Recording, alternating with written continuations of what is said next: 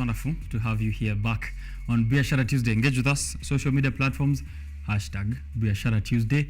Tag me as well at Richard_Okenye. We're continuing with conversations with young people who are creating change and impact within society. And this show has very key focus on how you can get a key takeaway to apply in your daily life. It's wonderful to hear from Vincent and Faith, who are both here on the show, making a positive impact in their community and beyond. Vincent's focus is on mental health, advocacy, and climate action through the Art Therapy Clubhouse, where it is a tough morning. It's cold outside, and my ancestors are reaching back to me. So, Art Therapy Clubhouse, right? So Art Therapy Clubhouse, as well as his involvement in the Millennium Campus Network, shows us a very good commitment to important issues that are there within our society. Faith's work is in sanitation, and especially in the slums. It's crucial for improving the living conditions, and their dedication together and separately as individuals in networking and collaborating with like-minded individuals is what we are trying to pick from them and also see how they're contributing to positive changes in society. So let me just allow them to introduce themselves once more so that we get to hear what they're doing and also the United Nations impact in these kinds of projects. Welcome to the show, guys. Thank you. I'll begin with Faith. Please let us know what you're up to, and then we can move to Vincent. My name is Faith. I'm a final year student. I'm pursuing a bachelor in economics. I am a champion for slum sanitation. I've most recently been chosen as the campus director for Kenyatta University Cohort A under Millennium Campus Network, which is under the United Nations. And yeah. All right. We'll get to hear about the Millennium Fellowship. Vincent? My name is Vincent Lordi. I'm a final year student. I'm a final year student pursuing a Bachelor of Arts, Gender and Development.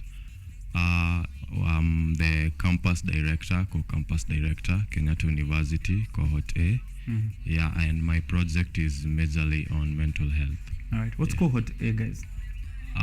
Okay, in KU, like there are other groups apart from us, which have been chosen by the Millennium Campus Network to advance in the sustainable goals, development goals. Faith, how did you get to hear about the Millennium Fellowship? We were just taking a look at this opportunity, and it seems, it's a very niche and very important one that maybe most campus students never get to hear about. How did you know of the Millennium Fellowship?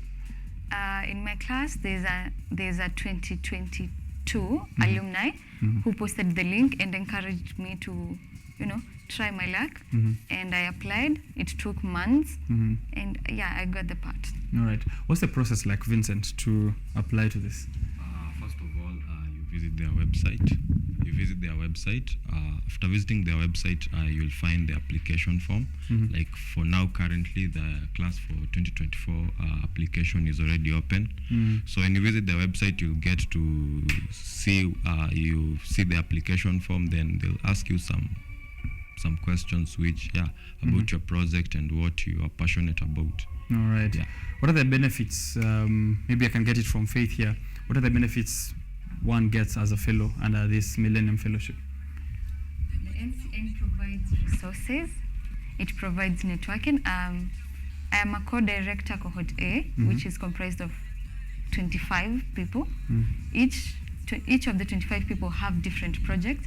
So that's, networking. Every individual has their own networks.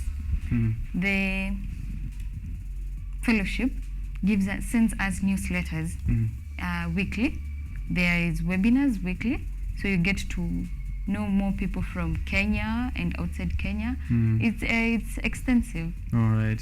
Okay, let's hear from Vincent now. You growing up in Kawangware slums, how did this bring you to this path of mental health advocacy? Okay, growing up around Kawangware has really given me, it has brought me to this position where when I joined campus, I got to see other students who are going through problems or struggling in their life, like me, I guess. So it really had an impact on my mental health personally. So, and coming around campus and seeing also other students going through the same problem, it really gave me this sense of I think I have to create a solution, because we can't just keep on talking about the problem. It's time I think of something. And I came up with the project. That is the art therapy, art therapy clubhouse. Art therapy clubhouse. Which I got to share my idea with other guys, and they bought it. And we formed a group, and that's this month is the month creating or recognizing mental health. So it's Mental Health Awareness Month, I believe. Why do you think it's important that we now bring solutions to mental health issues? Or advocate for it? Okay, first of all, I believe that if you are at a good state of mind, then you are likely to have more productivity than when you are not in a good state of mind. So it is really, for me, this month being a mental health month, it is really good to advocate for it, because most of us are going through problems which we don't even know about it. And these problems, these small problems which we have ignored, they have become a hindrance in our lives. We become less productive, less friendly every time. Like, it is hard to cope up with your normal life when you are actually not in your normal mental state. So kwa wale ambao wanasema mwanaume anafaa kukaa ngumu, tunafaa tuseme aje? Hakuna kitu kaa hiyo. Hakuna kukaa ngumu. Tuseme tu ukweli, tuambiane ukweli. Na if you have a problem, you share it, njo. At least from there, tutaanza step 1, kutafuta solution. Other than you keep quiet about it, na inakukula pole pole, you think of all the bad ideas you can get in your mind. Suicide, all those drugs, hizo vitu zote. Right. A couple of those issues, of course, growing up in a slum area. While we are sticking in the slum region, Faith, could you maybe share with us now? I keep saying maybe. Faith, share with us now your work in sanitation and as well as sewerage cleanup in the slums. How has that had impact in the community? My project is mainly about slum sanitation, mostly about cleaning the sewerage systems.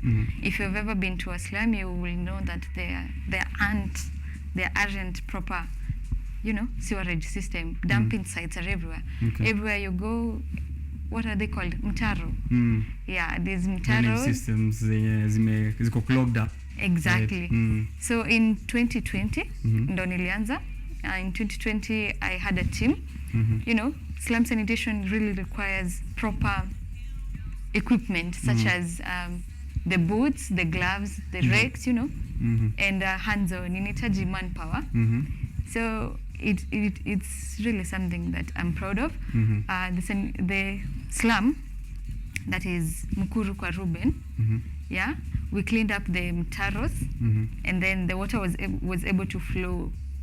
Atuku clean up ikakuwa clear, but at least iliweza kuflow, and then the waste management, the toilets.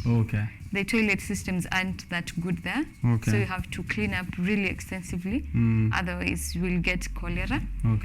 During the same period, I worked at a local clinic. It's called Ruben Clinic. I was at the reception, so I quite received a number of cases related to the dirty sewage. All right. The hygienic conditions being affected by that. And El Nino is coming up. We've seen a couple of efforts towards trying to fix our drainage system. Are you still on it? Is this project ongoing? It's still ongoing. I'm currently an active champion right now. I'm looking for resources, funds, anyone I can get, so we can be hands-on the project. Now, as a campus director for MCN, which is the Millennium Campus Network at Kenyatta University, how is this enhancing your pursuit of this goal? As a campus director, I get to meet other like-minded individuals like me. Within my cohort, I have had requests of many of them asking how they can join my program. The fellowship itself sends a lot of newsletters that I apply for funds, and I get to, enhance my campaign to a lot more people. Right. That brings us to the environment and also something that you are very keen on, which is on matters of climate advocacy. We'll get back to mental health as well, Vincent, but you've partnered with organizations like the Green Education Hub for your climate advocacy efforts. Could you tell us more about the impact of this collaboration and exactly what's going on in that space? About climate, I got to tag along another organization or an upcoming club in Kenyatta University, which is Green Education Hub. From our partnership, through my project, we are able to produce art pieces in collaboration with the two projects. We were able to produce art pictures, which tell us about climate change, and about ways in which visual representation of ways in which we can mitigate and come around climate challenges. All right. Yeah. You should also introduce the art thing in the mental health space. Yeah, actually it is there, and okay. it is where we revolve around. Yeah, it's art therapy, so we are basically in art. All right. Taking a look at climate, but still art therapy for mental health advocacy. You mentioned of starting your own non-profit organization. How do you envision that to happen? And what are your long-term plans in that regard? Starting up, I started up art therapy as a youth-led organization, but I came to think about the long-term effects of it. Like, currently I'm doing it around campus, but then I want to do it outside campus also. So coming to think of it, that's where the non-profit organization comes in, because if I want to reach a variety of people, then I have to start it as something of its own, because I've tested it, and I believe it's working. All right. Faith, you've mentioned, of course, you're trying to raise funds, and I'm hoping anyone else who's out there wants to contribute to this kind of program on sanitation, please reach out to Faith. But what challenges have you seen? This is a business show, so raising capital is a very big question for all our viewers, or for most of our viewers who want to start their own businesses or maybe their own social impact. On this show today, we are actually talking about elevating your social impact to the next level, and raising funds is one of them. How's that been? How's that process been like for you in trying to raise funds? It's not been easy. The recs are quite expensive. The water tanks are really expensive. I bet. Digging boreholes for, for the water, for clean water, it's really expensive. It's been hard getting an organization to hop on my projects. So I've been here and there looking for the equipment, the manpower. It's not easy to pay someone to enter into a ditch. All right. Yeah. But I hope you are also getting volunteers. Call out for volunteers who can join you through. Yeah, there are volunteers, and I'm open to more and more. Yeah. All right. Also, maybe a cautionary statement there on trying to fix sanitation. I see one Hanifa on Twitter who's been trying to get Governor Sakaja to respond to issues of drainage and sanitation around Nairobi. So don't fight young people who are also trying to fix these issues. You are aware of that kind of political bottleneck that you might face, right? Yeah. Okay, you are prepared for it. Yes. Governor Sakaja has ever been to the organization, the Urban Clinic. Oh, okay. He has ever been there, but it was during the campaign period. Okay. I got to talk to him, but si sana. Okay, but you think there is possibility that there can be a very cordial partnership with government to bring these projects to life? Yes. All right. A very normal questions for campus students who are watching. They're like, these guys are in campus still. They're doing this. They're in the millennial. They're in the MCN network. How do you balance it all out with your projects and academics? Maybe I can begin with Vincent. Okay, balancing the project and my studies. I started a therapy a long time ago, even before I joined Millennium Campus Network. So it has been a part of my life ever since I began it. So it has never been a challenge to fix it in my timetable. So yeah, it is. This is part of you. It is part of me. Yeah. So it is never a problem for me. Alright. So I can go to class and still think about therapy, and I can go do my project and still do my classwork. So yeah. Is it as easy as that, Faith? Is it that easy? It makes it look like a walk in the park. It has some challenges to it. It's not easy getting people, you know. I can be free, but maybe my volunteers are not free. Okay. So I have to balance between every other person in my project and I also. At times we have to hold meetings at night because during the day people are busy. But otherwise my studies are intact. Masaa ya class ni ya class. Sawa. Mom, usipanic. Ako sawa. Masaa ya class anaendanga class. Finally, guys, for people who are watching, the theme for this conversation was elevating our social impacts to the next level. And you guys have been lucky enough to also become part of this, MCN, Millennial Campus Network, right? So for someone else, maybe one of the things we could say is for them to try and apply to the next class of fellowship, which is 2024. It is live, so let me read out the website, as you guys also let us know what other things people can do or young people can do to elevate their social impacts or to even begin in the first place, because starting is also a very big part of the process. In the meantime, millenniumfellows.org. millenniumfellows.org. That's where you get to see this United Nations Academic Impact and MCN proudly sponsored fellowship. So the United Nations Academic Impact and MCN have proudly presented this Millennium Fellowship, and it's a semester-long leadership development program on your campus to take you and the social impact to the next level. Access to world-class training, access to connections. Wale wanasema wana connections Nairobi, ndo hizi connections, and recognition is also just one application away. Visit the website and apply to the next class. 2023 fellows are here, so we are hoping that you can also be part of 2024. What can young people do to start and to elevate their social impacts to the next level? I'll begin with Vincent and then we can finish with Faye. The first thing I'll advise someone to do is to find a problem. Or just find a problem. When you have already found a problem, then you start from there by looking for the solution. I think that's the only thing, that's the only secret to starting up your own project or creating your own social impact. Identifying a problem and creating a solution. Right. That's it. Kuna wale wanza na solution alafu wanawauzia, wanaambia shida yenu ni gani? Hapana, lazima kwanza ukae uone kama umeona mahali kwenu watu wako na mambo na njaa. You come around with a solution, you know, how do I help these guys waweze kupata chakula. That's where you start from. All right, Faith, any words of advice there? I maybe add on what he said.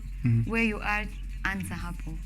Just look around, spot any, the impact that you want we mwenyewe enye unataka ku make around. The littlest, the simplest, it can make a huge impact worldwide, globally. So kindly, just if you have a vision, if you have a niche somewhere you can see, I can do better, kindly do so. All right. Take a look at around the place you are. That's what social impact is, really. It's impact in the society in which you exist in. So you can't create social impact in faraway places or imagined problems. Take a look at the problems that you are going through yourself or the people around you. And also join this fellowship, which is the Millennium Fellowship. I see here they have 4,000 Millennium Fellows. 260 plus campuses and 38 countries. That's enough connection. That's all the connection you need in this Nairobi to elevate your social impact to the next level. Thank you very much, Vincent and Faith, for creating time. Thank you for having us. All right. I'm going to shout out maybe to your team, campus directors. You don't have a team that you would like to? Yeah, please. Let's do that. That's also social impact. First of all, I want to thank my team members, at Therapy Club's team members, because I think they make the most part of me. pia wao kwa kuniaminia, and because pia wao wananipush, wananiambia yo, you guys do this, and for them also owning the project and believing in the vision of the project. And another person in Ani Zambia. Thank you to my aunt. She's really supportive, and nampenda sana hivyo tu. All right, Faith. Maybe a shout out to our cohort, the KU cohort A. They've really been supportive in our project, and Ruben Center, the one that elevated me to start my project back in Mukuru kwa Ruben. All right. Thank you very much, Faith and Vincent, for that conversation. It will be later on YouTube, because this is important. You have to know how to elevate your social impact. So watch out for it later on KUTV Kenya, where we'll be uploading this specific segment separately for you to enjoy. And you can also get us later.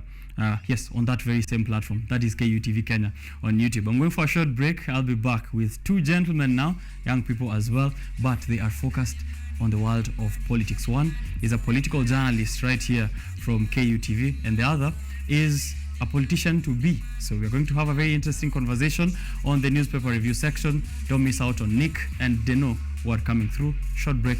I'll be right back.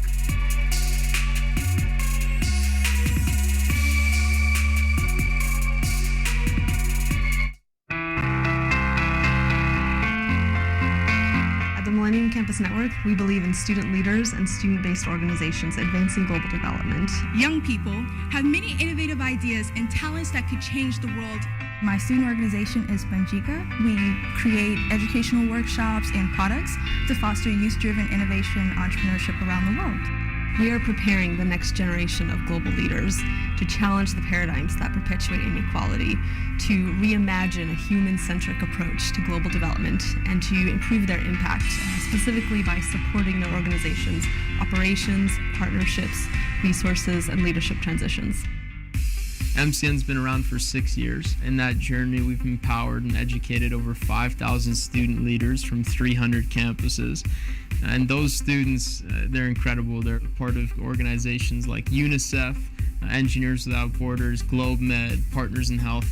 They're a part of this network. While there were opportunities to donate your time and a lot of opportunities to donate your money, there weren't any opportunities to develop your skills as a student leader. That's sort of where MCN fit the bill. Because of the curriculum that the fellowship provides these students, I was able to challenge the status quo and dig deeper into some of the failures that were occurring in the international development sector, and realize that as a student, as an undergrad, I was able to take on some of these challenges in a different way. A student organizer is someone who takes upon themselves to basically, from scratch, create something from nothing in order to advance some cause. And I feel that I'm that type of person, that I may not be the most skilled, I may not be the most knowledgeable, but I am the one willing to put my heels in the ground and actually work hard to push forward an idea I believe in.